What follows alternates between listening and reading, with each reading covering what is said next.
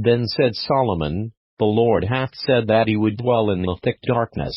but I have built an house of habitation for thee, and a place for thy dwelling forever. And the king turned his face, and blessed the whole congregation of Israel, and all the congregation of Israel stood. And he said, Blessed be the Lord God of Israel, who hath with his hands fulfilled that which he spake with his mouth to my father David, saying, Since the day that I brought forth my people out of the land of Egypt, I chose no city among all the tribes of Israel to build an house in, that my name might be there, neither chose I any man to be a ruler over my people Israel. But I have chosen Jerusalem, that my name might be there, and have chosen David to be over my people Israel. Now it was in the heart of David my father to build an house for the name of the Lord God of Israel. But the Lord said to David my father, Forasmuch as it was in thine heart to build an house for my name, thou didst well in that it was in thine heart. Notwithstanding thou shalt not build the house,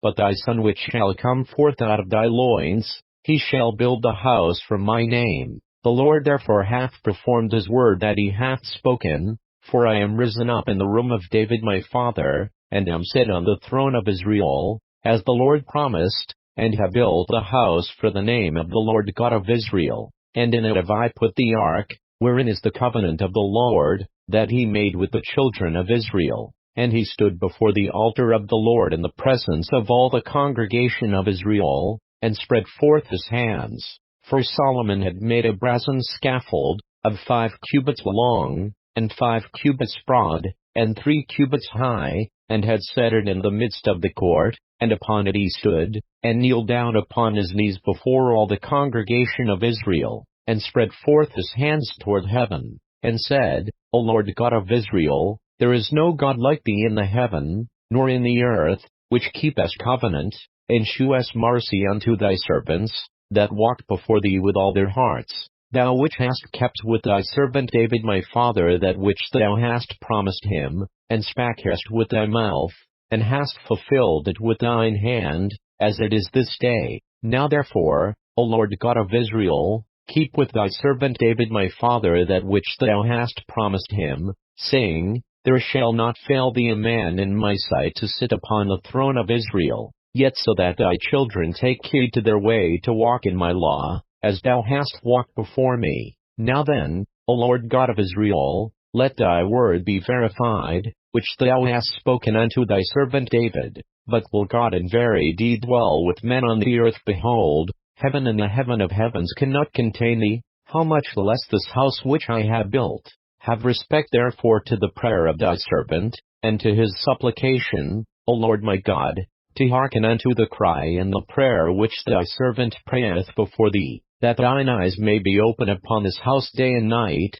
upon the place whereof thou hast said that thou wouldest put thy name there, to hearken unto the prayer which thy servant prayeth toward this place. Hearken therefore unto the supplications of thy servant, and of thy people Israel, which they shall make toward this place. Hear thou from thy dwelling place, even from heaven, and when thou hearest, forgive. If a man sin against his neighbor, and an oath be laid upon him to make them swear, and the oath come before thine altar in this house, then hear thou from heaven, and do, and judge thy servants, by requiting the wicked, by recompensing his way upon his own head, and by justifying the righteous, by giving him according to his righteousness. And if thy people Israel be put to the worse before the enemy, because they have sinned against thee, and shall return and confess thy name, and pray and make supplication before thee in this house, then hear thou from the heavens, and forgive the sin of thy people Israel,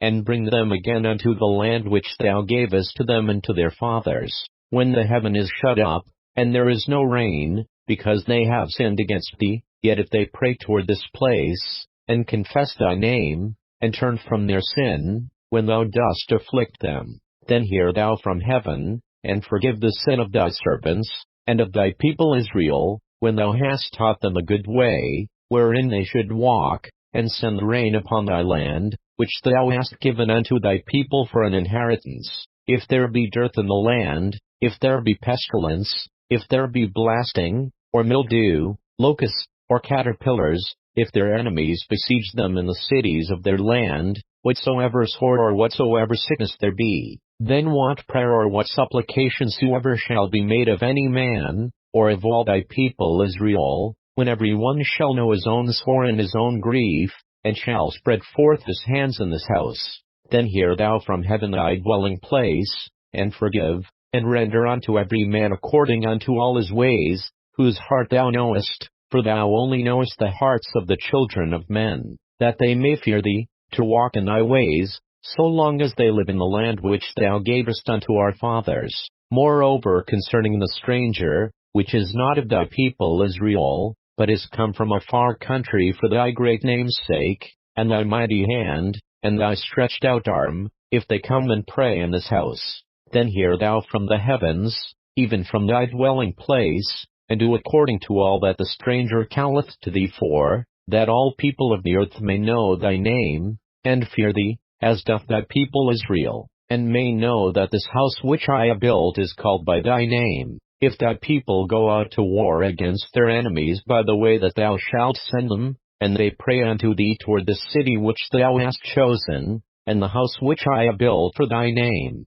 then hear thou from the heavens their prayer and their supplication, and maintain their cause. If they sin against thee, for there is no man which sinneth not, and thou be angry with them, and deliver them over before their enemies, and they carry them away captives unto a land far off or near, yet if they bethink themselves in the land whither they are carried captive, and turn and pray unto thee in the land of their captivity, saying, We have sinned, we have done amiss, and have dealt wickedly, if they return to thee with all their heart and with all their soul in the land of their captivity, whither they have carried them captives, and pray toward their land, which thou gavest unto their fathers, and toward the city which thou hast chosen, and toward the house which I have built for thy name, then hear thou from the heavens, even from thy dwelling place, their prayer and their supplications, and maintain their cause, and forgive thy people which have sinned against thee. Now, my God, let, I beseech thee,